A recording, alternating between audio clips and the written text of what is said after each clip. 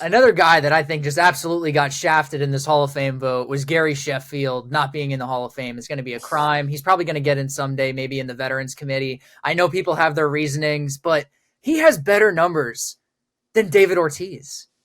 And I'm not going to sit here and list all the numbers, but if you really dive into them with like RBIs, hits, home runs, Ortiz does have more home runs than him, but just it's really close. And Gary Sheffield has better numbers than him overall. And it's like, bro, how is David Ortiz getting in with like high 80% and then Gary Sheffield's getting 60? And I understand people are going to say the steroids suspicion. I get it. However, there are plenty of people in the Hall of Fame right now that I believe use steroids, and I'll list a few names. I don't think they used them, but I definitely would not be surprised if they did. You got Pudge. Pujols is going to be in the Hall of Fame pretty soon. You know, the decline on him was very scary. Ricky Henderson, those massive legs. I mean, come on. Clearly used some steroids there. And David Ortiz himself. I mean, come on. And that's where, but that's where the gray area was the fact that they didn't identify the fact that, like, if they were using steroids or were caught using steroids, it wouldn't affect the Hall of Fame. Like, that should have been set in stone right away. This shouldn't be an issue at all. If that was the case, then you would see guys like A-Rod and Clemens in and all that type of stuff. So I agree. I think Gary Sheffield deserves to be in the Hall of Fame 100%. And here's my thing. And Jedi, you touched on it.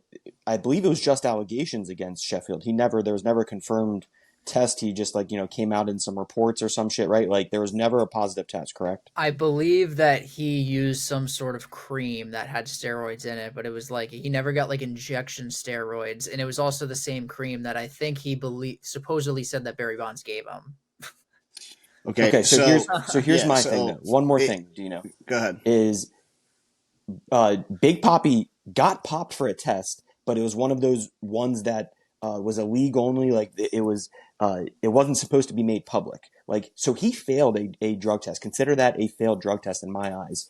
So if you're going to vote Papi in with that such high percentage and not even give Gary the benefit of the doubt with that too, without an actual test or, even if it did come out, how can you compare them whenever they have comparable numbers and there's steroid allegations around both? It's just ridiculous. Yeah. So first of all, I'm a firm believer that if you fucking got caught or your name was in it, just fucking eat it. You know what I mean? That's one. Don't come up with that excuse of I used cream that contained it that I didn't know. My best guess is Sheffield wasn't liked around the league with writers, with media, because to be blunt, he's a fucking dick. Yeah. I mean, and then that had been a knock on him too. That is known, right? But I just feel like, and that's who's voting for you, man. The media's voting for you. I just feel like this was a perfect example of, like, even the Astros winning the World Series with the cheating, the sign stealing scandal. If you're gonna let guys like Bregman in one day or Correa in one day or any of those guys, you also have to look at the fact that, like, Pete Rose still isn't in. So it's like we're kind of picking and choosing when we're gonna let guys in. Anyway, I do know that he has a really bad rap around the media, but I don't know. I still don't think that's an excuse. Like, if you're a voter, you shouldn't be holding personal grudges. I mean, come on, let's be real. Like, we're not in middle school. Like, we're talking about the Baseball Hall of Fame. that's what's a killer. And they get a bad rap, but they deserve every bad reputation that they get for this because they bring it upon themselves when they make it personal. Like, baseball is our national pastime. You have to think it's for the game. It's not about my personal prejudice. It's about what the game deserves and what the history of the game deserves. And just another guy that literally comes to mind, Mike Piazza, another suspicion dude that got in very easily.